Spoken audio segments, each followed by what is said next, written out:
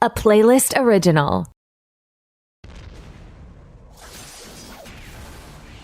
An ancient evil has returned, greater than any the world has ever known.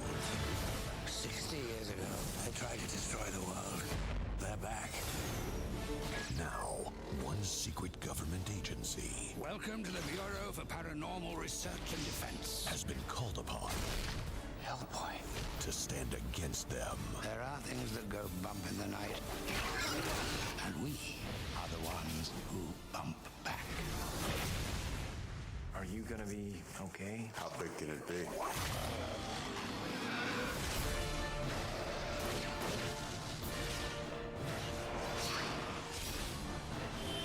You should be running. It's coming for us! Hellboy. Skip to the end, will you? How do I kill it? Rated PG-13. All right, hello everyone, and welcome to another episode of Back to the Blockbuster with your host Gis and Jackson. Another movie anniversary episode today, and we're back after a week off. We're actually recording 2 episodes today, one anniversary, one news. There are no episode gaps for us in the schedule between Men on Fire and between us releasing a deep dive episode that Jackson was on with special guests and scheduling another special episode that will be out this week.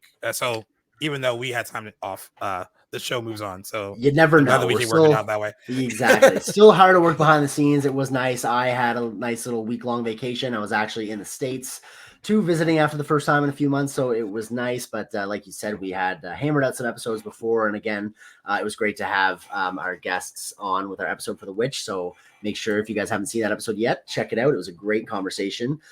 Excited to dive in today with a film from a filmmaker I really, really respect and admire in Guillermo del Toro, talking about 2004's Hellboy, not 2019's, which I hear did not go over very well. Did you see that one? Not go over well at all. I did see it. It's not good. I saw it for work. I mean, okay. I love when I love when I get to say that when I don't really like something. Like, saw it for work. You can defer to that. I had to see it for work. Nice. It's not good, but I know. Well, first of all, this is the listeners' pick for the month of April. That's right. You guys, and a move that shocked me, maybe not Jackson, but shocked me.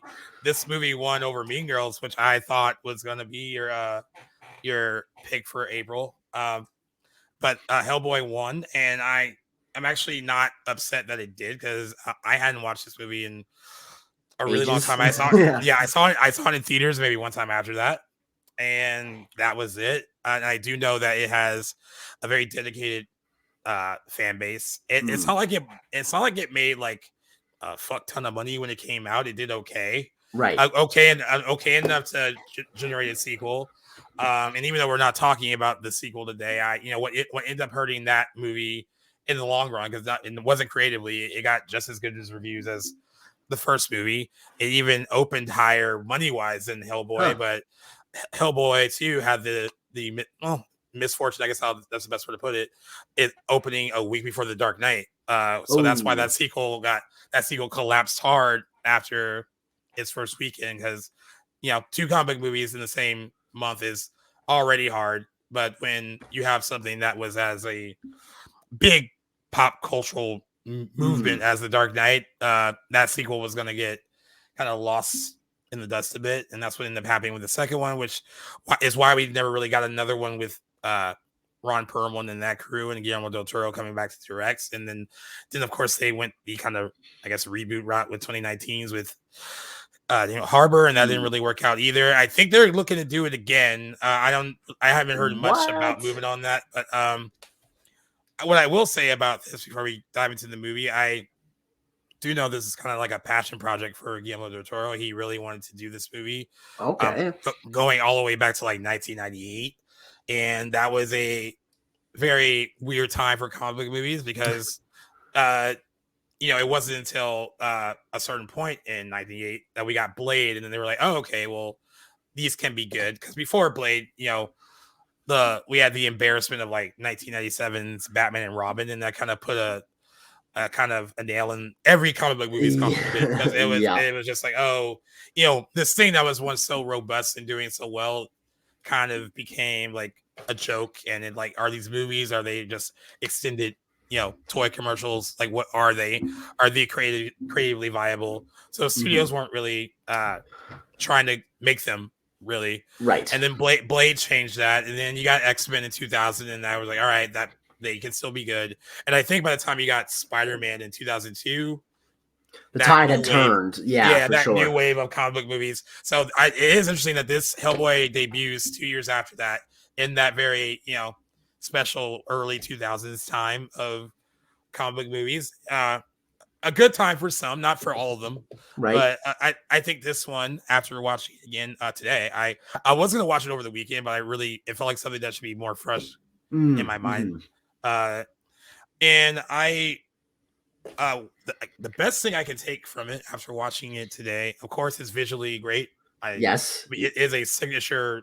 I mean, Guillermo del Toro is a director that what movie, it's his movie when you're watching it. Exactly. He's a master of his craft, perfectly blends authentic practical effects with CGI better than probably many people doing it today. And so you can really very much present in this movie too.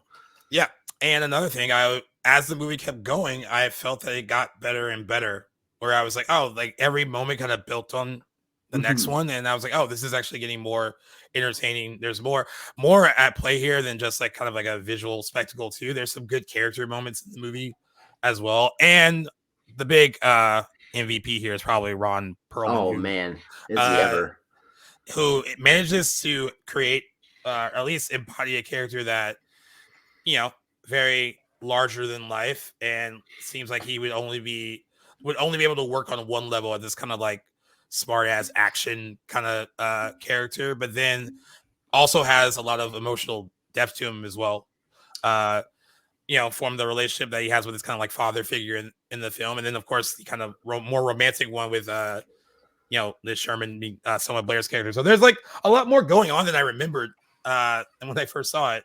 And that really surprised me. I was like, it really feels like when there's a long gap between watching movies that you're watching it it feels like you're watching it for the first time. And that kind of is how I felt watching it for this.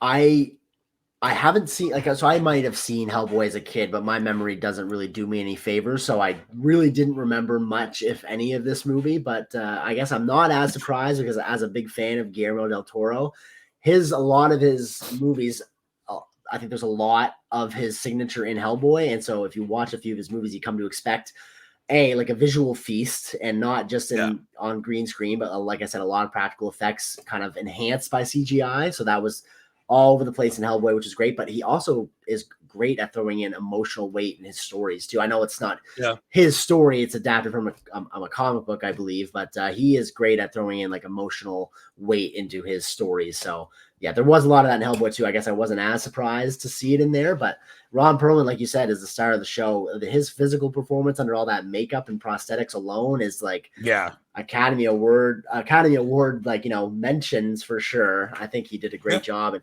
I don't know what his career was like before this. I know he was in is he in the third Alien movie from the 90s? I believe, and he's and his relationship with Guillermo del Toro, I think from what I remember, begins with Blade 2, because he's in that. Oh yeah, that's right. And then of course they have a really good kind of symbiotic working relationship. Yes. And they kind of, since it was a passion project for del Toro, and then Perlman really also was really into it. I think that really worked well, that they both kind of came together on this, and it really worked out. The rest of the cast is good too. Don't want to take anything away from them either, but like he stills every moment he's in, and most of the movie, the majority of the movie works as well as it does because of him. Agreed. And also, I can go into more detail a little bit later, but a lot of comic movies that are origin stories get bogged down by too much origin, and then I feel like this one didn't. Like, it's just enough, but it feels like it feels like you don't have to really get to know too much before going into it. Whereas like a lot of comic movies where the first hour is taken up with like, oh, this is how they become the heroes, and then they don't really get to do much until like the last 30 minutes. You're like, oh well, and that works for some, but it doesn't work for all of them. I actually thought that this one did a good job of like not being bogged down by too much. This is how we got here. Agreed. It's kind of sprinkled in where you need it. and I really like that about the I movie. think some of the ambiguity behind Hellboy's origin actually like works in this movie's favor. Like on the surface, like yeah, he is this like half man, half demon spawned from hell. We don't really get to see how he's made or like what his creator is. He kind of just comes up from this portal in the first like 15 minutes of the movie, and then we flash forward to the present day, and he's kind of like half man, half teenager, full Hellboy creature. And I think we don't really need to see all that development. He does a great job at portraying the sort of in between that he's in his life with the rest of the runtime. And I think that was great. We didn't really need to see, like you said, that traditional superhero origin formula, at least with this character. It works for some for sure, but I didn't need it out of this movie. And I think it would have just kind of padded that runtime a bit. And I'm glad we didn't, because it's already long too. It is. Okay. I was going to say that with like trying to be nice about it. I don't know. I don't think it necessarily got into drag territory, but I was kind of checking my watch a little bit near the end, because I think we got a little bit more, but you know what? I think it was paced for the most part pretty well. Well, yeah. For those that don't know, just in case, Hellboy is based on the Dark Horse Comics character of the same name, created by Mike Mignola. The movie is the first live-action film in the franchise, directed and written by Guillermo del Toro, stars Ron Perlman in the title role, alongside Selma Blair, Jeffrey Tambor, Rupert Evans, and John Hurt. Most of the movie draws inspiration from the debut comic Hellboy: Seed of Destruction, and in the film, a charismatic demon-turned-investigator named Hellboy works with the Secretive Bureau of Paranormal Research and Defense to suppress paranormal threats, but a resurrected sorcerer seeks to make Hellboy fulfill his destiny by triggering the apocalypse. As we, I think we said a little earlier, this movie actually opened on April 2nd, 2004, and it did receive good reviews upon release. Made $99.8 million worldwide on a $60 to $66 million budget, so not like a huge smash hit, but profitable. But also, another example from the case of 2004, we actually said this with Man on Fire. Hellboy did really well on home video, and it became a bigger hit when it was released in that format, which I think contributed a lot to them greenlighting the second one, with Del Toro also writing and directing that one. So I think that's a big reason beyond its theatrical footprint. I think it becoming it's described by a lot of people as a cult hit. I guess it didn't gross that much where you'd be like, oh, it kind of was a blockbuster. I guess it wasn't. So maybe this does have the label of cult status. Yeah, I know we kind of debated that depending on how much the movie makes. But yeah, I can see it's not in the, as far as like box office, it's not in the upper ranks of like X-Men, Spider-Man, stuff like that. But this is also, I think, a very niche comic book hero and a very niche comic book. So I think that has a lot to do with it. I agree. As well. And I don't know about you, I might guess, but I didn't have that comic book awareness or sympathy. I had going zero when I first saw it in theaters. It was one of those things that my friends were like, oh, that looks good, let's go see it. I mean, I think I knew there was a comic book when I was younger when I saw it, but I had never read it. I didn't know anything about the character at all. So I think, like a lot of people, I mean, I'm sure there was a fan rush of fans who read the comic book to see it in theaters, but I think for a lot of people, this was their first exposure to it. And I would agree. Yeah, that's what I would guess anyway. And quite the exposure it was. I mean, I think it's I think you could tell through almost every frame of it how much Del Toro actually loves the character, loves the mythology, loves the backstory. And I think that helps a lot when you're making a comic book movie. I mean, it's so funny because I brought this show up before. It's Icons on Earth. It's on Vice, and they cover different movies every few months. And they just covered but they just covered all the Batman movies. And when they got to Batman Forever, and the first one that Joel Schumacher did, one of the things that they pointed out, even with Tim Burton when he did his original Batman, is like these directors were not Batman fans or comic book fans for that matter when they took these movies on, and like surprise. And they kept saying how, for the most part, that's important if you're gonna do movies like this. Like, I mean, I guess you can if you're a director, be like, hey, I'm intrigued by the source material, the scripts, but I don't really know like a lot of the backstory of where this stuff comes from. And you can still probably make a good movie, but I think it helps if you have a passion for the source material.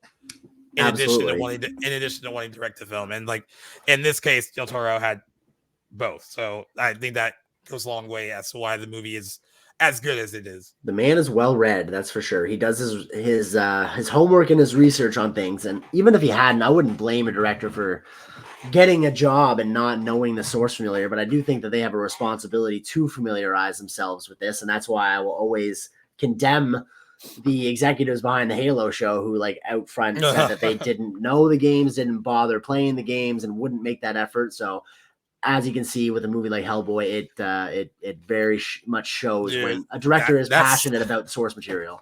That's such a flexible statement to say that publicly. That is like when you're adapting something like, oh, I never read it, I never played it. Like I don't know. I feel like I would keep it to myself.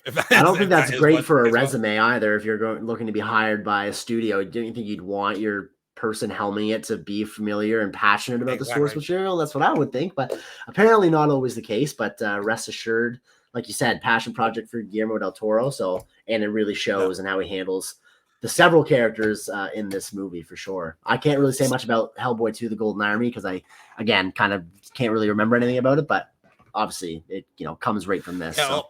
well, interesting on IMDb, I was looking at the scores. Hellboy has a 6.8 out of 10.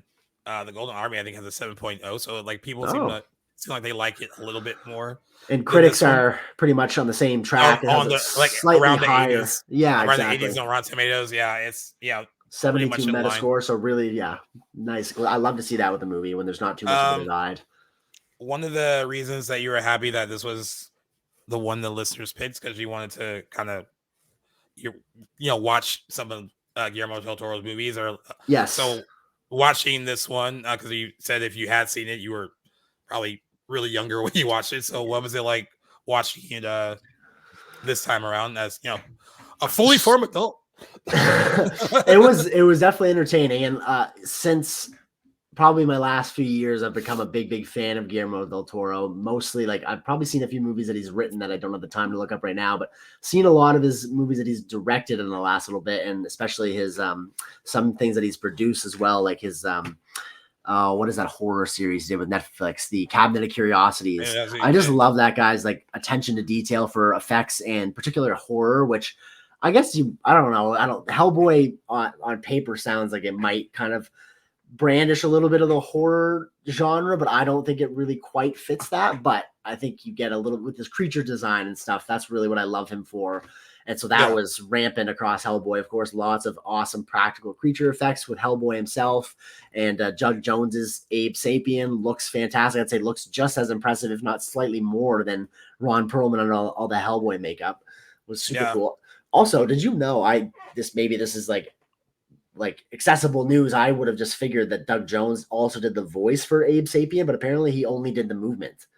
Did you realize that? Yeah, he only I knew this. Well, in a weird way, when I was younger, I had this information mixed up when the movie came out.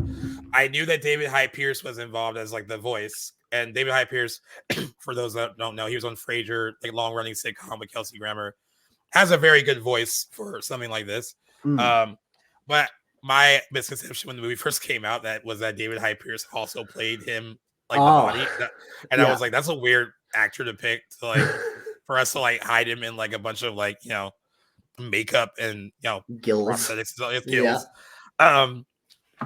Was so way later that I found out that it was Doug Jones who did the movements and body. Now it's funny is that in the sequel they actually let him do both. He is the voice in the sequel and he is also the physical dude as well. From what I read, the reason that they dubbed him over in this one is because and I can't even imagine a world where, not to say that David Hyde Pierce in the 90s on Frasier, he was an Emmy winner. It was a big sitcom, but they viewed him as a bigger name, which is why they wanted him to do the voice for the character and have Doug Jones not provide the voice. Fine. But good on Doug Jones. I mean, like he's been a long time collaborator with Guillermo del Toro, going back to like Mimic in '97. They did Mimic, Hellboy, Pan's Labyrinth, Hellboy 2, Crimson Peak, and The Shape of Water together. So they have a very big working relationship as well. I mean, it doesn't take anything away. I don't know if it takes anything away from the performance, knowing that it's not his voice. No, in the I movie? like 'Cause, I said, I just assumed it was Doug Jones, so it didn't really bother me at all. I only found out after the fact that it wasn't him. But the yeah, performance, both vocally and physically, was great. I loved that character. yeah. But to get back to answering your question, unfortunately, and this doesn't mean that I didn't like the movie, but it wasn't among like my top upper echelon Guillermo del Toro movies. Like Toro movies. up like beyond a shadow of a doubt, I think my favorite movie of his is Pan's Labyrinth. Like I recently rewatched that. It's like Probably mine too. I haven't watched it in a yeah, while though. that's a Yeah. 5 out of 5 movie for me easily. I wasn't huge on it when I saw it in theaters because I didn't know what I was getting into, and I was not that developed in my movie preferences. But The Shape of Water, I've come to really love by him. Nightmare Alley, one of his most recent ones, was I'm really big on, and even his Blade 2, I'd say I'd like more than Hellboy. But that is to say, all that to say, there are still lots to appreciate I thought I was in going to his be alone filmmaking. in that, man. Because I was like, I watched Blade 2 maybe a couple years ago. Yeah, me too. Not for the first time, but it a few times. It just Yep. been a while, and I finally rewatched it. And that movie, it's better than Blade. I mean, I'm not saying that Blade's a good introduction movie to that character, a good introduction to like Marvel Comics, like stepping their toe properly in the comic book movies. Blade 2, I mean, of course, it's a different director from Blade 1, obviously, with Guillermo del Toro stepping in, but it feels like such a bigger, more expansive movie. Yes. And also you have Guillermo del Toro adding his like own visual flares to that franchise as well. I felt like when I was watching Hellboy, I never not enjoyed it. I was thoroughly entertained by it. But that was one of my thoughts while I was watching it. I was like, this is good. And I don't know why that was the first thought that came to my head, but I was like, Blade 2 is better. If I was comparing his ventures into like comic book movie territory. Again, I would need to watch Hellboy 2 again, because that's been a while since I watched that. So I don't know where I would even rank it amongst those three like kind of comic book movies that he did. But yeah, but this is entertaining. I mean, I think what I took from it, and I think it kind of was like all summed up when full disclosure, like sometimes we have to share, like I have to share movies with Jackson on Dropbox. And what I have learned is officially, after Googling it finally, is when I share the movie one way, it's only good for up to a 2-hour movie, and then it'll cut off. So now I know how to properly share. Oh, fantastic. Never an issue, but yeah. After this last time. So then like you send me a message, you're like, oh, like I think I was in the middle of him, like he was in the middle of fighting that big like octopus thing. Yeah. And that kind of summed up, like I like the movie more for its, of course, visuals and character moments, more so than the comic book action that is on display. Took the words right out of my mouth. Yeah. And not to say that it looks bad. It looks great. But it's hard for me to be invested in a battle between a man and a big, I mean, not a man, of course, but in a big CGI octopus creature. It's not my typical like usual movie that I would seek out, and so like I kept that in mind and tried to appreciate the story anyway. But like I think that was really just like I had that in the back of my mind. While I liked the individual components of the movie, and I loved Ron Perlman and I loved Guillermo del Toro behind the camera, the story all in all isn't really like where this movie shines for me, and other people might think differently about that. Definitely comic book fans of Hellboy, at least, unless they kind of gatekeep it. I'm not really sure what the reaction is between like hardcore fans between the source material and the adaptation, but I'm guessing it's favorable, but people might defend it. Not really my typical, route that I would take. But honestly, one thing that I didn't care for in this movie, just to say something, is John Mayer's character, like our lead essentially beyond Hellboy. I don't know. What do you think about him as a character? I felt like he was kind of like an exposition guy.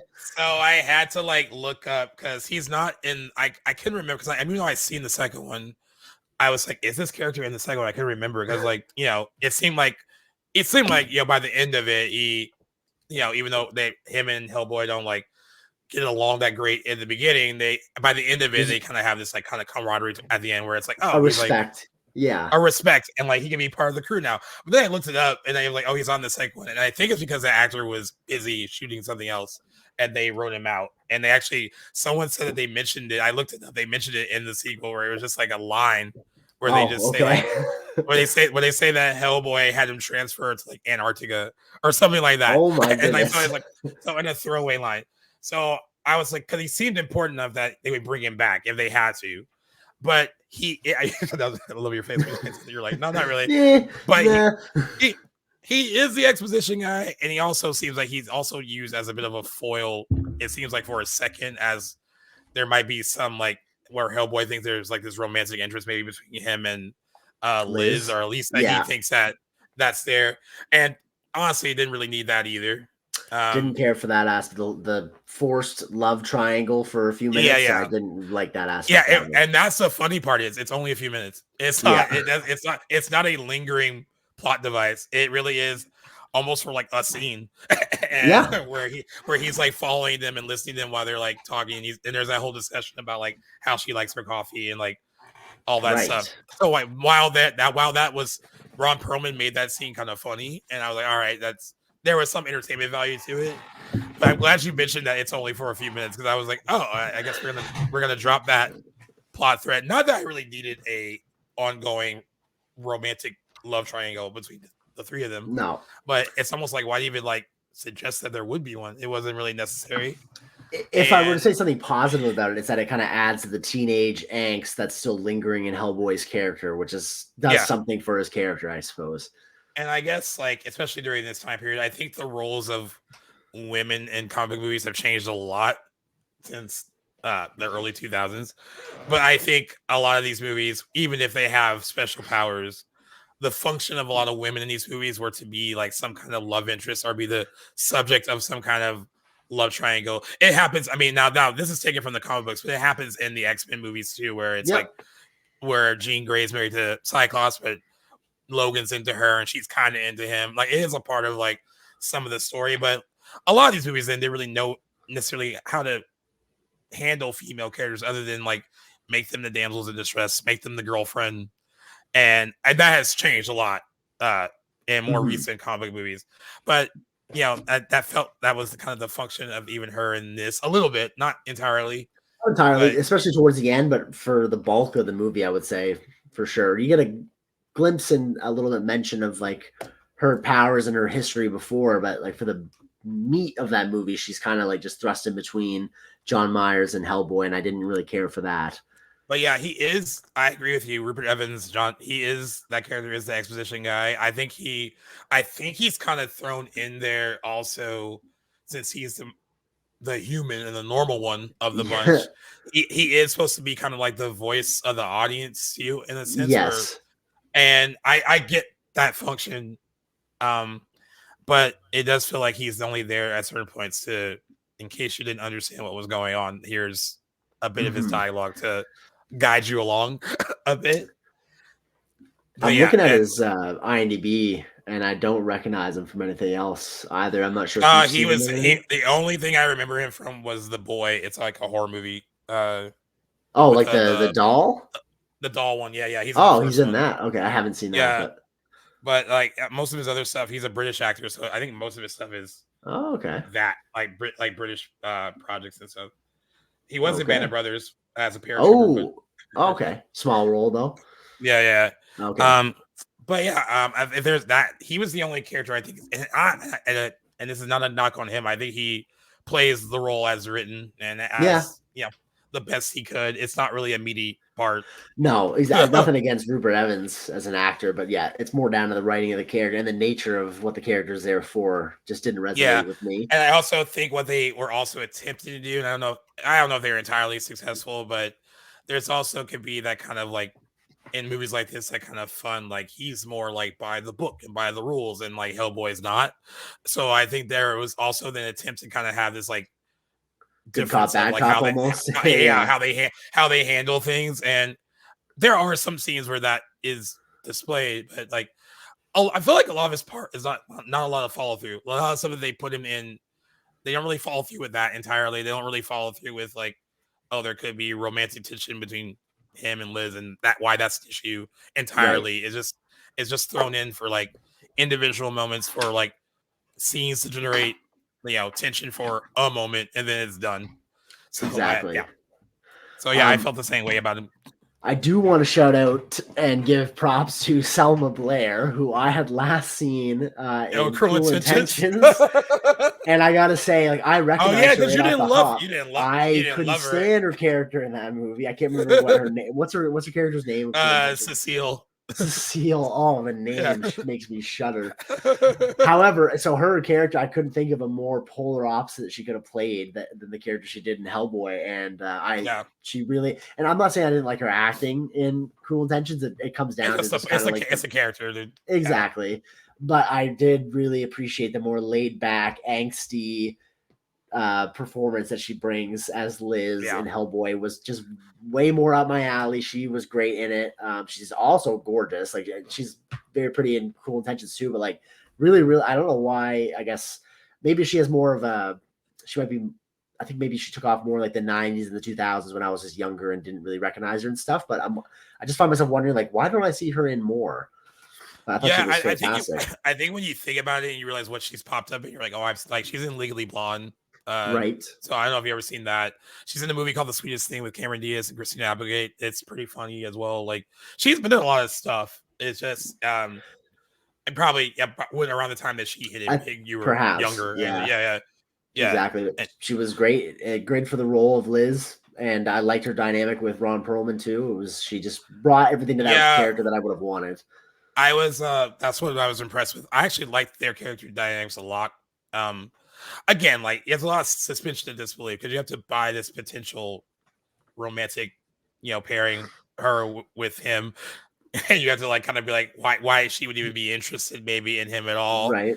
Yep. And they kind of make a reference where he makes a joke about like there's two things. He says something like, "There's two things I can guarantee that like I'll always look this good," which is like an opposite of him saying like I'll always look like this, right? And basically that he would always kind of like be there for He'd her. never give up on her. Yeah. Great so line. You have to believe that she, despite all of that, understands him and would be into him and has this affection towards him. And that has to do with good writing and I think good acting too. And I think that actually they transcended those things where you're like, oh, okay, I could buy this offbeat romance, even though it would never happen for real. But I dig it. I dig that. I dig why he cares about her so much, and also her reluctance, and understanding her abilities and like what it takes for her to like also being afraid of using them the way that she could use them because of of really bad things that have happened when she has. I do love because like the whole movie you're wanting to see her use these powers at some point. I mean, like in present time. Other than her like kind of like showing it off like glowing hand and like I'm learning how to control it, that kind of thing, right? So when she finally gets to like help him, I actually love that moment where she just like tells John to hit her, like basically hit her so she can get angry and he doesn't want to do it, and she like does it, and I just love that line where she's like, "You should run," or "You should run now," or whatever. And then she finally gets to use it, and it's a cool visual moment for her character, and that's a really good. Nice action moment. Kind of OP, if you ask me at that. So I was like, wow, only she'd unleashed that earlier. You're like a super weapon. Yeah. And I was like, at least we finally got to see her actually use it. She does. From what I remember and from I read more, the character is way more confident in the second one because she has a lot more control over her abilities and all that. But yeah, I thought she did a good job of portraying someone that's afraid of what she is and afraid of like the damage that she can do. And I also thought their dynamics were great because he seems to believe in her ability to not do so much damage and that she can be the best version of herself. Like he believes in her entirely. And surprisingly, for a movie as weird as it is, that romantic subplot works. I mean, that could have been their relationship could have been an easy like throwaway thing in a movie like this. Like let's just get to the action kind of thing. But I actually think their character dynamics are some of the best things the movie has to offer. Yeah, agreed. Another actor shout out I had to give, and it's not the first time this has happened, especially with some older actors, but it wasn't until the credits rolled that I realized the doctor or professor was John Hurt. I don't know. You must have expected that having seen it before. Even rewinding and going back, I just didn't find he looked like him at all. Maybe it was just the makeup and the way that the character had his hair, but Trevor Broom, I did not know that was John Hurt the entire runtime of the movie. That maybe I just haven't seen John Hurt in a while, but that threw me for an absolute loop. And I remember seeing his name in the credits at the beginning and just didn't cross my mind again. But I was so I don't surprised. think it looks like him offhand. Like if you didn't know he was in it, he doesn't look like him at all. Like so, it's very good. Like covering him up in the right, like kind of, or I don't know. Some of that's makeup, some of that is just how they designed the character and all that. But yeah, perhaps I thought an interesting thing that they used with that character was, I guess in the comic books, that character is dies a lot sooner in the source material. And Guillermo del Toro wanted to make that happen later so that you would build a relationship with the character and understood that his importance to Hellboy as like a father figure and like all that stuff. Like, so that's why he chose to kind of like push it later in the movie. Honestly, it has one of the best visual moments, like when that happens, and it's like that whole scene in the rain after they learn about what happened to him, and like Hellboy is I think holding the honestly, is it a rosary basically, or the thing with the cross on it? He's holding that on the rooftop, and the score, which actually I didn't remember how good the score was until watching it for this. Like the score has some really good cues in it as well. I saw that whole scene, the aftermath of that was like one of my favorite visual moments in the movie, and the score really kind of took off there as well. And also I think it was probably smart to wait to do away with that character later, right? So you can understand the importance of like their relationship too. Exactly. I think they kept him in for just the right amount of time. I felt like we needed a chance because we see that character for the opening sequence, but he's younger. It's not played by John Hurt. So I feel like there needed to be some makeup for the meatier parts of the story to kind of mend that relationship between him and Hellboy. So I think keeping him around longer was a good call.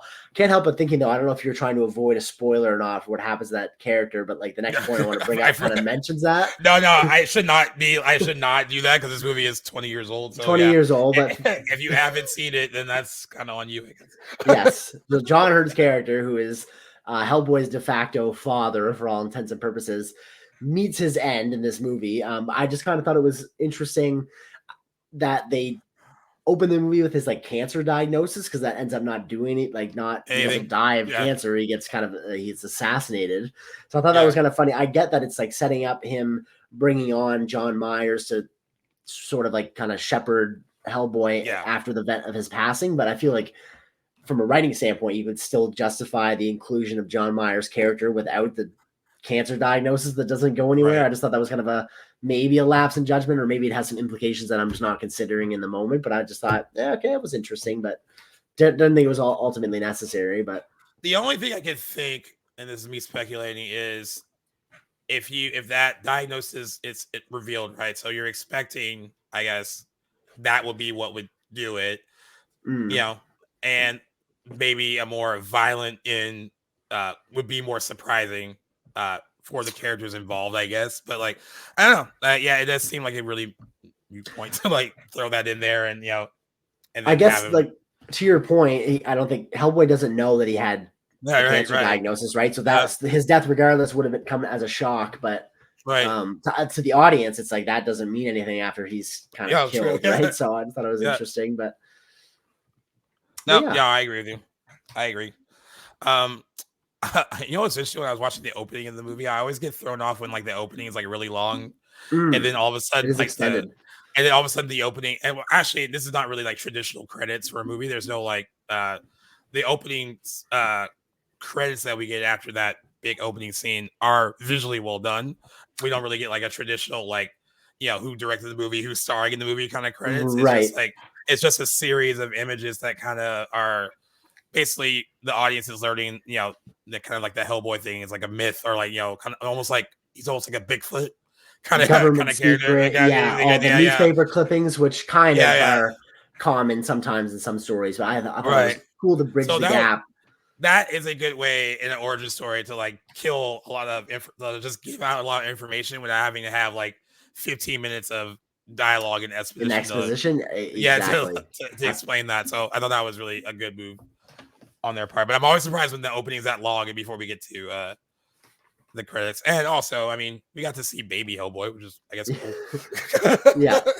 Probably not how that scene.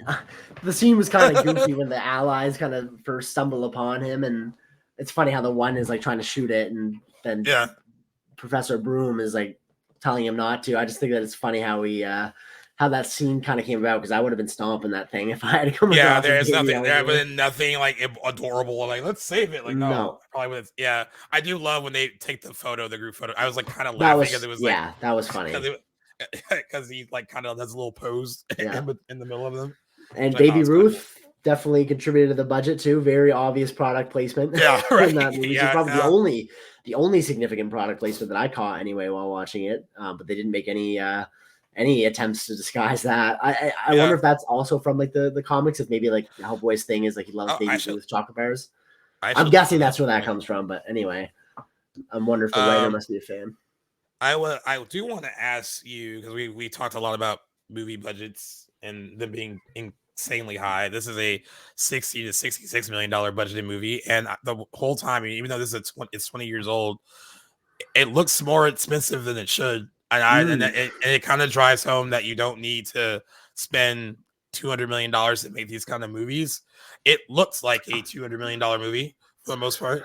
Because you bring that up, I'm looking at the budget of the 2019 one. I don't know how it looks though, because I haven't seen it, but I'm curious now. That movie's also rated 18A. That's nice. I would have liked a little bit more violence out of this movie. That was supposed to be the selling point of the reboot too, is that we're going full, because this one didn't. Because I think the idea was like, hey, we won't be able to get the audience that we want if we make it rated R for us. Well, I get the point. I get what they were trying to do, but this seems like it has R-rated sensibilities for sure, and you can tell where they made cuts to ensure that it wouldn't be R-rated, that it would make the whole PG-13 audience accessible rating.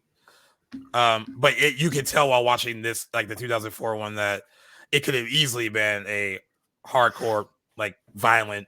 If they'd let it be, yeah, for sure. Oddly enough, this is not what I would have guessed, but the 2019 Hellboy had an estimated $50 million budget, so a few bucks less. Hey, I know it made 55 worldwide, so really, essentially, not really. Only 21, almost 22 million domestic, so very poor performance overall on a $12 million opening weekend. So. Did not. I doubt we'll see any more of that universe. What do you think about the David Harbour casting as Hellboy in the sequel, though? I thought that was a good move, because I think he's a good actor and probably could embody it well. I mean, I know like a lot of people have asked Ron Perlman would have been down to do a third one if they had maybe approached him a lot earlier, but he's one of those actors who has admitted that he's older now. It'd be harder for him to do it. So he's just realistic about it. I think David Harbour was a good choice. I just think it. Just the wrong, the wrong execution. Probably the best way to put it. Yeah, seems like it. But some of the visuals I'm seeing just from the photos, like I don't think look bad at all. And I've seen the big, I don't know what you'd call it. I don't know if it's like the climax of the movie, like when the demons from hell kind of rise up, and I think they're attacking like London or something. Like, I've seen that sequence on like TikTok, and I thought it looked all right, like visually, but I don't know how that translates to the big screen. But anyway, the reviews enough are kind of going to keep me away from it, but yeah, it got murdered. I think, very much so. That's hilarious.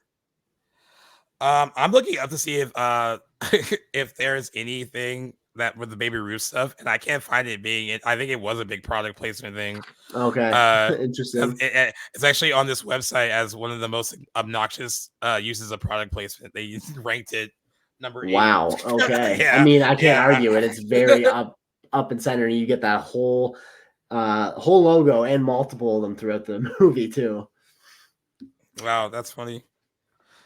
Okay, so I found a little bit more. According on the commentary track for Hellboy, Guillermo del Toro said he needed a candy bar that was around both now and in 1944.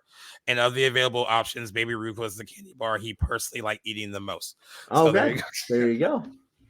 There you go. Mm-hmm. We solved the big Scooby-Doo mystery Baby Ruth appearing in Hellboy. But it looks like visually I thought it looked like a much more expensive movie, and like it doesn't look like they went cheap with it. I don't know if like $60 million in 2004. Well, 20 more. years of I mean, inflation, I think that probably yeah. goes a long way. Yeah, I'd be curious Yeah. to know what the conversion is nowadays, but It doesn't look like a cheap movie by any means. So, not at all. No, the resources are allocated very nicely.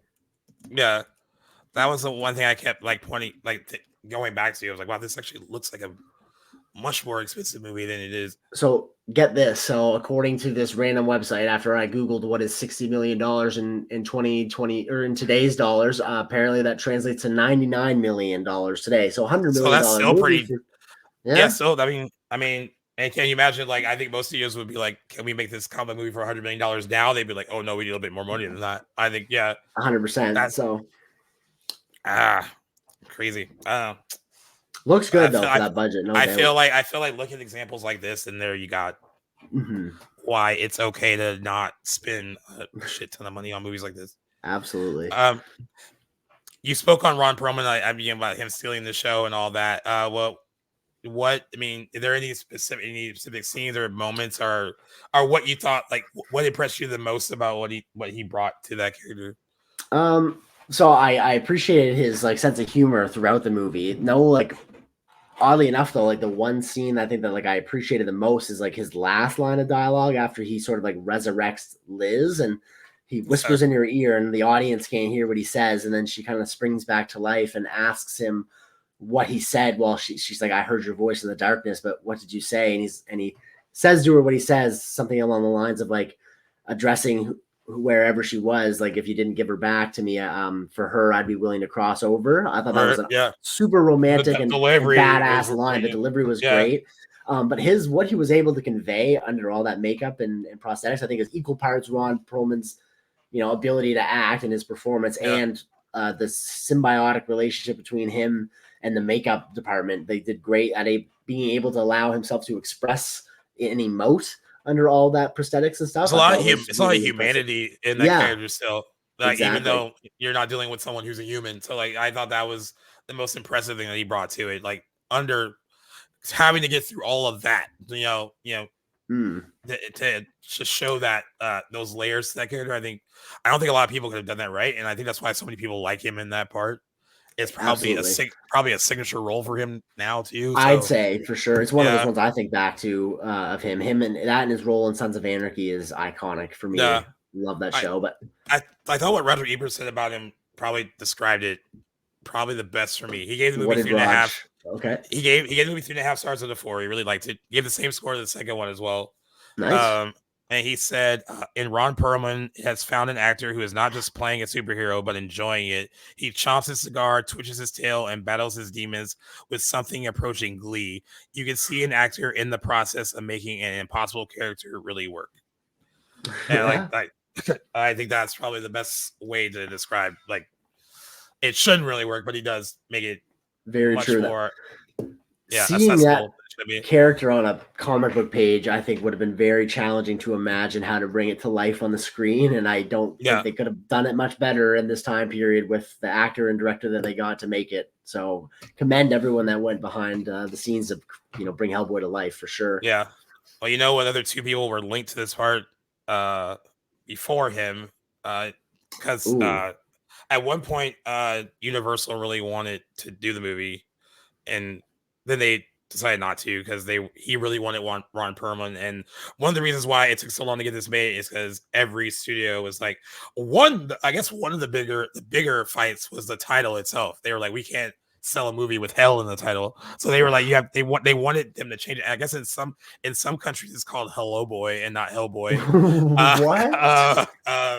And certain theaters, and actually certain theaters, like I guess when the movie opened, there were certain theaters that actually during Easter pulled screenings of it because of the title Hell, because it was like because they thought it would be really silly. But that was one of the toughest sells. But like Ron Perlman was also a tough sell because he wasn't a huge name, and they wanted a huge name. But when it was at Universal, Vin Diesel was linked to the part. Oh boy! Which I guess like For the time, I get can, it. and I can also see him maybe doing it, but not with that much charisma. I don't know. Now that's his voice would be great for Hellboy, I think, but I don't think he's got yeah. that charisma. Just be more of a depressed toned Hellboy, I think. Yeah, and another person that was attached to it was Jeremy Renner. Wow, I But would not have guessed him. Yeah, and this was really early because he wasn't quite famous yet either. But he turned it down because he had no attachment to the source material. He didn't really get it, so he decided not to do it. What did he do instead? Dahmer? What did he do around that time? Oh, Jeremy Renner. Oh yeah, 2004. I was like, cause that's even before 28 weeks later, right? Because he wasn't a huge name till the Hurt Locker, and when did the Hurt Locker come 2009. out? Yeah, so this would be early enough where he probably could have taken it. Yeah, definitely 100%. It could have been a different career for him. I mean, not that it's like a career-making movie necessarily, but definitely good spotlight role. But this is, I think, like it was tailor-made for Ron Perlman. I think so too. He fits the role really great. And like I said, I think Vin Diesel, like you said, he has the voice. And he probably would have. I'm trying to imagine Vin Diesel in 2004. Would he have taken more? Because he's the king of creative license now, where he's like, I think we should do this, like kind of take control over everything. Like take control. Like would he have taken control over it more than he probably should have? I could see that being the case, and I don't know if Guillermo would have given him that much control. Who knows? I doubt it. But I think they would have been button heads a lot. Yeah. Also, an interesting thing about the Abe Sapir role, even though David Hyde Pierce provided the voice, he refused to take credit, perform press tours, or attend the premiere out of respect for Doug Jones. He wanted Doug Jones to get the credit for it. Good guy move. Yeah. So even though he was given the role because he had a bigger name and a more recognizable sound. That's why they with his voice, but he did not want to take because most of the work on set was provided by Doug Jones. And this was a crazy shoot too. It was shot 6 days a week for 130 days. This was a very extensive shoot, Monday through Saturdays, without a second unit in 2003. Sundays were reserved for editing. That is, and again for a movie that I guess cheap by today's standards, but usually when the movie is shooting that long, that means like the budget could get out of control. Yeah, and that didn't happen here, but. Yeah, that is a pretty extensive shooting schedule for something like this. 100%. Yeah, I guess, again, props to Guillermo del Toro. I guess he had some experience. He'd been making movies for a while, at least, 10 or so years at that point. So, a lot of great movies comes down to how the directors manage the resources and time and schedule. I mean, of course, things happen out of their control. So it sounds like it was a little bit of good management and everything going according to plan, hope maybe. I haven't heard any, infamous stories of this movie suffering during shooting. So no, I didn't either. Not at all. I think it had a pretty I think most of the issues with Hellboy came after it, like not even issues, but they were lucky enough because like the sequel plans didn't really happen right away. And I think they waited to see how it did on home video, and they were all right, we'll make another one. Mm-hmm. And then of course that sequel, like I said, coming out a week before The Dark Knight. I think every studio now, if they saw that schedule, would have moved. To have not come out a week before a movie like that. I don't know why they didn't move. Like it's like they had the faith in it to release it during the summer for the second one. Right. So there was faith in it, but then it's almost like they didn't see The Dark Knight. It was like right there a week after its opening. It's funny. It wasn't until you mentioned it earlier in the episode that it came out that it was competing with The Dark Knight. I thought for whatever reason this movie only came out 2 years after, so I thought it was 2006. And then looking at Guillermo's filmography, I was like, oh, of course, no, he did Pan's Labyrinth in between those two movies, and thank God he did. Yeah. But but if you had to ask before when I thought the sequel came out, I definitely would have guessed 2006. So very unfortunate it was competing against one of the most influential comic book movies of all time. Yeah, I mean, at the same time, it's a really good, that year that The Dark Knight comes out is a good year for comic book movies because you have The Dark Knight that summer. You have Iron Man that came out a couple months before that. You have Hellboy 2 in the middle. And I think now it's regarded as like a good comic book sequel and good comic book movie. But yeah, it's stuck under the radar. It's stuck in the middle of the beginning of the MCU and this defining comic book movie that's largely viewed as like not just like the best comic movie, but like one of the best movies ever. Like it's considered a good film, and then kind of Hellboy 2 would not probably get its flowers till way later, unfortunately. Exactly. It's Shame. just release schedule problems. It's unfortunate. I will say what I don't know if you felt differently. Like I said, I think I prefer the character driven moments more than some of the action stuff that was going on in the movie. I felt a little underwhelmed by the final, I guess, battle, like battle or fight, you want to call it. Yeah, where it felt like there was not.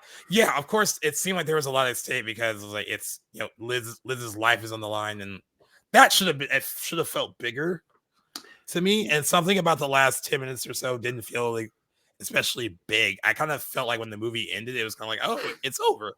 That's how I kind of like felt when it wrapped up. Agreed. Underwhelming is a good way to put it. I didn't care much for the setting of the final battle in like some remote region of Russia of all places. I just didn't really connect with, instead of like, big,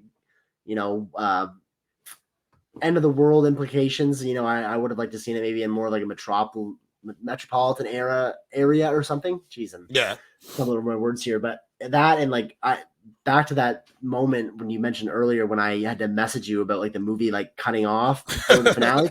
So it cut at 2 hours on the dot, and the runtime of the movie is 2 hours and 2 minutes, and he was still. So it's only 2 more. The screen froze while he's being hoisted in the air by this octopus thing. I'm like, there's 2 minutes of this movie left, and he's still fighting. It's like he kills it, and then the movie's like over essentially. Like there's not much after the fact. Like. Again, I felt like it was just him fighting another monster, like we see him do for. So that was what I was going to say. There was like a sameness to like, the creature designs they look great.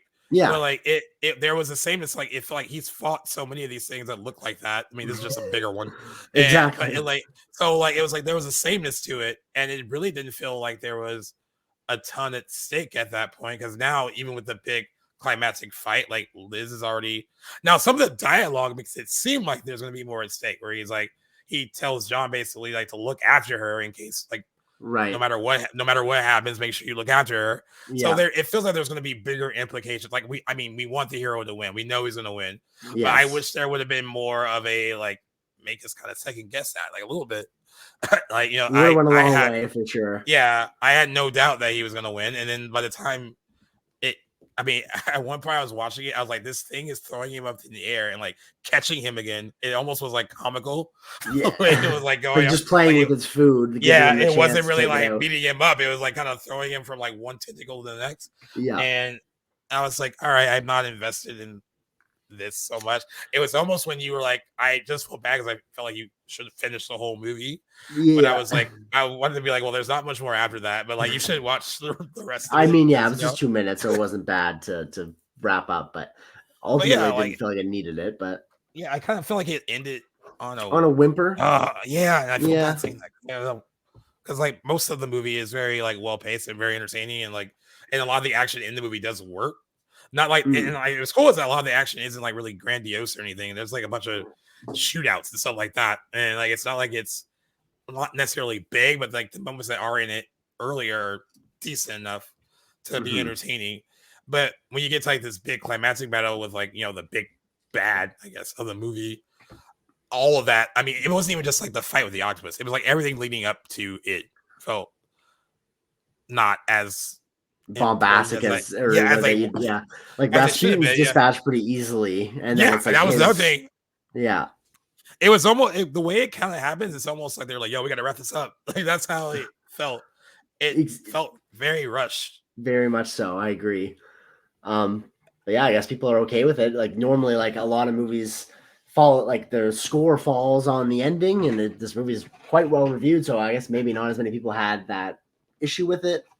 I don't know. It wasn't definitely the highlight of the movie by any means for myself, but oh well. I think it's propped up by a lot of good before the ending, so that probably is where like the score gets a lot of its weight. But yeah. Did you hear this thing that one of the things producers wanted to change when Guillermo del Toro met with him about doing the movie? They said many changes to Hellboy were suggested by producers. One idea was to have Hellboy be a human who transforms into Hellboy when he gets angry. So basically, like Hulk. I can't imagine him be a fan of that. Yeah, another suggestion was that he came from hell, but was a normal human. Del Toro vetoed all such attempts to alter the character. It's like they didn't want to like really truly invest in what Right. they were probably like, we can't sell this on this image alone. Like he has to be a man, and then like this thing comes out of him. But thank God that he stuck up for the original vision and didn't compromise that, because that just would have been laughable, I think. yeah, I did not hear about that. Reading this in the trivia as well here, and I'm surprised to see that Guillermo del Toro apparently chose to direct Hellboy instead of Alien versus Predator, also from 2004, and the fourth Harry Potter movie, the third Harry Potter movie, Prisoner of Azkaban, which so do you know some story there? I know it was another friend of his that did Prisoner of Azkaban, and Alejandro. Yeah, so I'm down with who they got, because Prisoner of Azkaban is that movie's awesome. When I actually start to like those movies, because I did not like the first two. I was like, yeah, this is not my jam. But once they were getting older and like it got darker, I was like, okay, now I can get into it. I'm cool with him missing out on Alien versus Predator, but he probably would have made a really good Prisoner of Azkaban though. Oh, I think he would have done an awesome Alien versus Predator. It's funny because I have a soft spot for that movie. So I think if they would have let him do what he wanted to do with it, without interfering, without being like, it can't be rated R, like all this other stuff that they tried to do with that first one. Right. And I think it was I talking to you because I own it. I haven't watched Alien vs. Predator in like forever. Oh no. And I guess this year it turns 20, so maybe we can revisit it. I think it's in August. I think I have to look it up again. I wouldn't be opposed. I've seen that movie like a million times. It's not great, but like I just love the Aliens and the Predators. So, but I think in my mind, I thought that people thought Requiem was better, the second one, and I know if I was talking to you and you're like, no, it's not. There's some better like action and like it's more gory and stuff, but I like the first one more. There's things I don't like about both and things I like about both, but I mean, no, I don't know. I don't think I would say it's better, but all this to say is I thought the I don't know what the name for them is in Hellboy, but those like dog squid creatures that Hellboy's fighting for majority of the movie, I found they looked kind of like their dreads reminded me of like the Predator dogs. Yeah. So I think it's funny that he was almost slated to do the first Alien versus Predator. I think he would excel in that franchise with his visual effects and stuff and creature effects, but oh well, the movie has a soft spot for me anyway, but probably best he did this. Is it like a similar soft spot that like Doom has? Yes, very much so. Yeah, and only a year apart. Yeah, and those were two movies I just like grew up on for some reason. My parents clearly were not supervising my 6, 7, 8-year-old movies that I was watching, but that was fine with me because now I love those movies. But I would love to cover Alien versus Predator down the road for sure. But dude, Prisoner of Azkaban, directed by Guillermo del Toro, would have been really. I think so. Yeah. I mean, not to say that like what we got was that Prisoner of Azkaban is my favorite one of that whole series. Yeah, me too, honestly. But I don't know. Guillermo del Toro probably would have made it rated R. It'd probably been really, really dark. I'm curious because I know that him and I misquoted who directed it earlier, but Alfonso Cuarón did the third one, and they're both both very acclaimed Mexican filmmakers. I'm curious if Guillermo del Toro maybe like slid that over to Alfonso Cuarón or told the producers to hire him. I wonder if there's just more to that story there, because that just seems like too much of a coincidence. But I love that movie from Alfonso Cuarón. It's fantastic. So, but I think they would have brought a lot of the same sentiments to it, but I love that movie as it is. So I'm glad that it kind of worked out that way. And Paul W.S. Anderson doesn't have too much to his name outside of that and the Resident Evil. So I'm okay that he ended up with Alien vs. Predator. It's got his own signature style too. It also says that Guillermo del Toro, because I guess he didn't have a good time making Mimic, how he got through it was reading Hellboy comic books, which is why he really, really wanted to do this. Okay. I didn't know that he had such a rough. I actually from what I remember, I liked Mimic. Correct me if I'm wrong. I mean, you said you've seen it, right? I remember it being okay. It was like middle of the pack for me. I know the creature design is pretty cool. Yeah. I remember that. And this was like early Mira Sorvino when she was like kind of a thing. I do remember that much of it. But yeah, I feel like every director has that one movie where you're like, oh yeah, I think it's okay, and you just find out how they had a miserable time making it. I didn't know that about Mimic, but I did see it with Cam. He showed me that, and I enjoyed it for what it's worth. But like, didn't love it, for instance, but good early work if you're like going to do your homework on Guillermo del Toro. It's not a bad movie to start with in his filmography by any means. Yeah, and how he actually was able to finally do Hellboy the way he really wanted to. It helped that Blade 2 made a lot of money, so he had a lot of that behind him. Yeah. And they gave him the option to do Blade Trinity, and he almost took it, which was Oh the third boy, one. what could have been? I mean, honestly, that movie would have probably turned out better if he stayed Yeah. and did it. But since he had enough like clout behind him to do what he wanted at that time, he chose to make Hellboy happen. Which, like, I'm cool with that decision. But yeah, it would have improved Blade as well if he had done Blade Trinity, as I know that movie is a dumpster fire. It's also PG-13 art, which is weird. Of course it is. Yeah, that movie's reputation precedes it, and it's enough to keep me away. And I don't like being like that. Like, obviously there's movies I've seen that people don't like and vice versa. So you shouldn't stay away from a movie because of its, negative reception. But that one I think is just universally panned, and I just don't have any interest in seeing it. But what could have been if he had done it, I'm sure you're right, it would have been fared much better, but I guess we'll never know. Yeah. And I think that's fine, because who else would have made Hellboy like he made it? I don't think anybody else really would have come close. I agree. Another funny one. The scenes where Abe is in the medical tank were shot on Doug Jones's birthday. He spent several hours in a harness to make it look like he was floating in water. By the time he was taken out of the harness, he was all scraped up and bloody from that. They said that morning, Guillermo del Toro greeted Jones with "Happy birthday, Doug. Today we are going to hang you by your balls," as told on one of the featurettes on the DVD. Yeah, that's awesome. Well, it wasn't enough, I guess, to deter him from working with him again, because just 2 years later, he played the creature from Pan's Labyrinth. I can't remember what they call him. Super freaky character design, and Doug Jones plays that character so grossly, but yeah. And Jeffrey Tambor was added to the production a week before filming started because the original actor that was going to play Manning didn't show up, so they had to replace him last minute. Wow, I've never heard of that happening. And that's crazy, yeah. And also, I mean, that character is frustrating because that character is meant to be frustrating because he's also by the like, this is my operation, that kind of guy. Yeah, I'm in charge. I'm in charge. I do like that he does lighten up by the end. Me too. Even though I kind of hear they have like a little bit of an antagonistic relationship in the second one too, from what I remember as well. Okay. But it does get lightened up, and I love that they kind of like help each other a little bit in that. See, all that stuff that leads up to like the big finish was more entertaining than like the big finish. Exactly. Which the wind was kind of taken out of the sails in the last several minutes, but like honestly, once Liz does her big like fire thing, a big display of her power, that is when things like coast after that. Yeah. After that, and it kind of I don't know why the conclusion that it just I'm glad I'm not alone though, because I was kind of afraid to like. If we were just riding this high until the end, I would have been like, I don't want to dampen the mood, but like, I really didn't vibe with the ending. But I'm glad I'm not alone there. I'd be curious to know what everyone else thought too that has seen it, or if maybe we're the standalones in that opinion. I'm not sure. But another piece of trivia here that I never would have guessed. I've heard Guillermo del Toro speak plenty of times, but never picked this up in the movie. But apparently, Guillermo del Toro, the director, voiced the following characters from this movie. He voiced baby Hellboy from in the opening scene. I don't remember who this character is, but I kept thinking they were saying Samuel, but Samael. Ivan the Corpse, the train driver, and Cronin.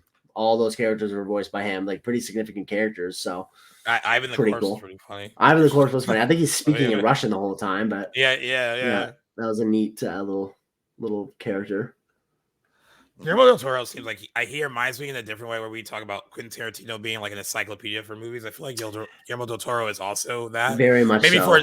for different types of movies. In a different vein, absolutely, but has that same appreciation, especially for like stop motion and other styles of animation and whatnot. His acceptance speech for Pinocchio a couple of years ago at the Oscars was really, really great, and he was just championing that method, like animated films, and how they're still equal. They have equal footing as regular films, but not always necessarily. And like when it comes to the eyes of the public and the awards, so it was. I would encourage anybody to look it up on. I'm sure it's on YouTube, but it was a great acceptance speech.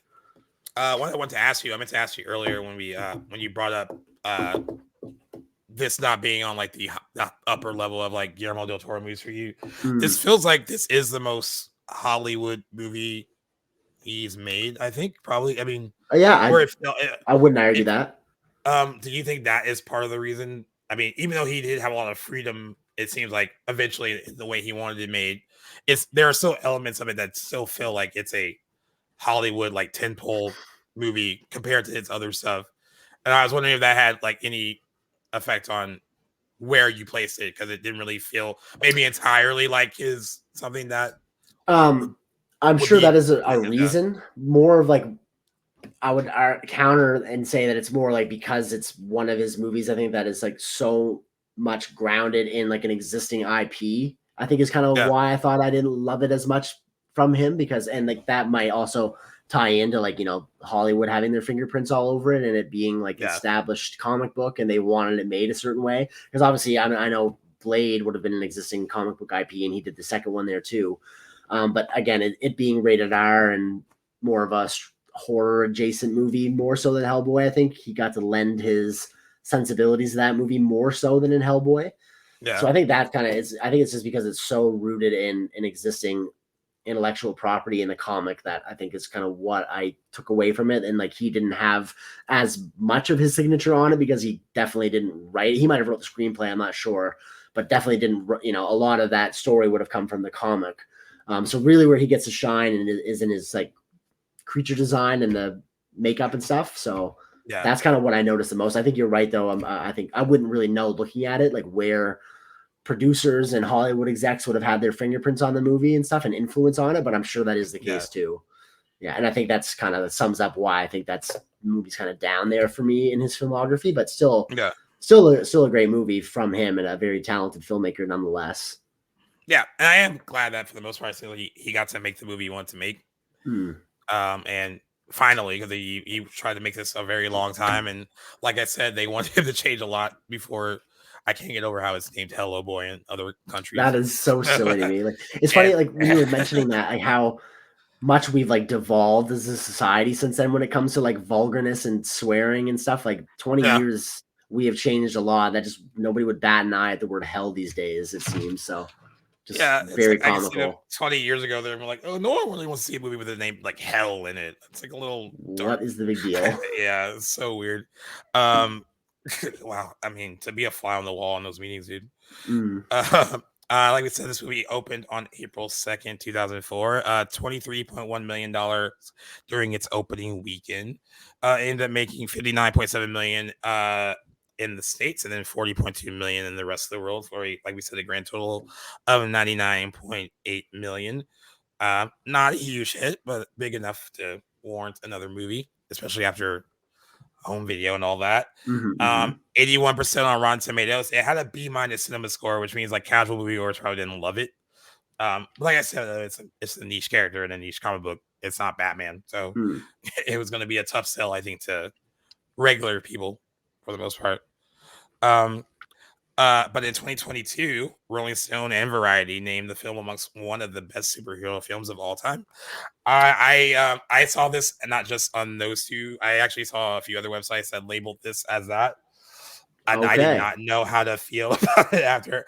This is gonna sound really stupid because I think we praised a lot of the movie during this conversation. I was very entertained by it. I think it's like I said, I think it's very visually well made. Rob Perlman's amazing in it. For directing flair alone, Guillermo del Toro does a lot of stuff in this that it's great.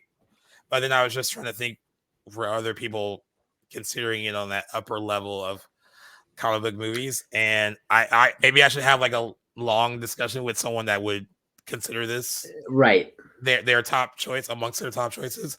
I personally don't see it that way. Never It's crossed my mind either.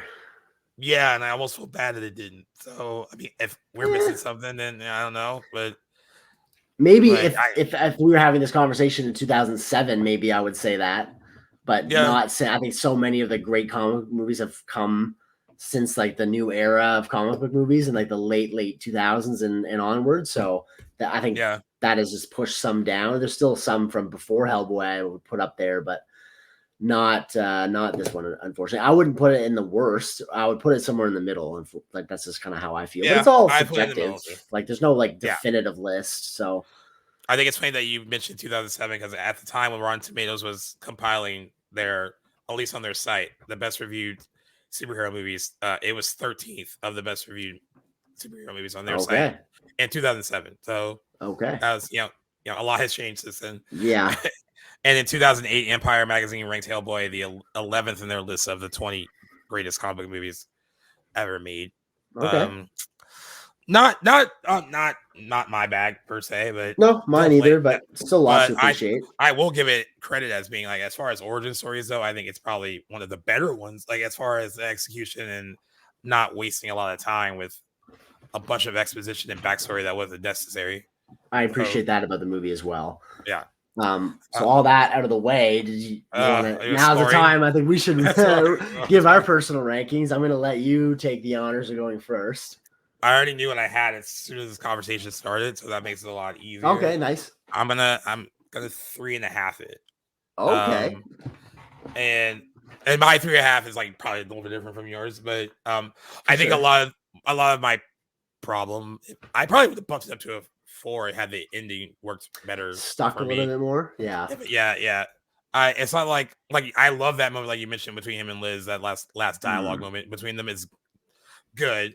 It just feels like it just kind of just deflates towards the end, and I completely agree. Yeah, it's a great line of dialogue, but after, like you said, this big then like the credit and like the credits rolled, I was like, oh. Well. I don't want to say it's whipped cream on shit necessarily, but it's like, it's same kind of comparison. Yeah, I like that. Yeah, but I'm a little bit lower, and again, like our ratings might mean different things to us, and this might sound bad, but like to me, it's I putting it a solid 2.5 out of 5, like right in that middle. Like there's almost as much as little slightly more that I liked about it than I didn't, but I don't want to give it all the way a 3 just because there's a lot of movies that I would give a 3 that I like more. I'm thinking just off the top of my head, so 2.5. That's my final ranking, and it didn't change throughout this conversation. That has happened with me before. Talking about where you'll start one way. Man on Fire was one. I didn't like it as much as I did. Usually go down or go up? Normally go up. Normally, because it helps talking about it and kind of getting my grievances out in the air and then appreciating different perspectives about it. And then I'm like, okay, yeah, maybe that wasn't as bad as I initially thought. But that happened with Man on Fire after talking to you about it. I was like, okay, I appreciate this more than I did after I, turned the movie off. But yeah, no, this one didn't change. 2.5 out of 5. And I love Guillermo del Toro, so that is not a knock. Yeah. And mine wasn't either. And like I said, it's visually amazing. Very much when you're watching it, you can tell it's his movie. Mm-hmm. And Ron Perlman is the GOAT throughout all of it. That guy's awesome. All of it.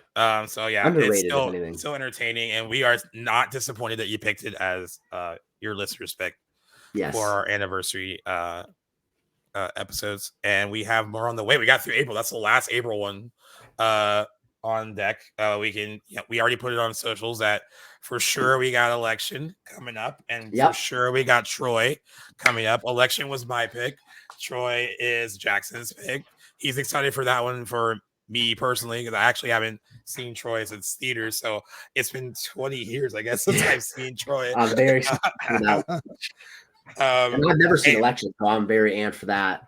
Yeah, and I can't even give you a good assessment on how I felt about it then because it's been so long, so it wouldn't even be the first time again. Yeah, really. It would not be fair of me to be like, I think I remember. No, I don't remember much of it. So there's not even movies I can say that I haven't seen in 20 years because I would have been 5 or 6, and I don't even think that So that's like quite significant time. So it'll kind of be a first time watch, and I cannot wait to chat about it. And after seeing The Holdovers, my first Alexander Payne movie, I'm very excited to see some of his earlier work. Election.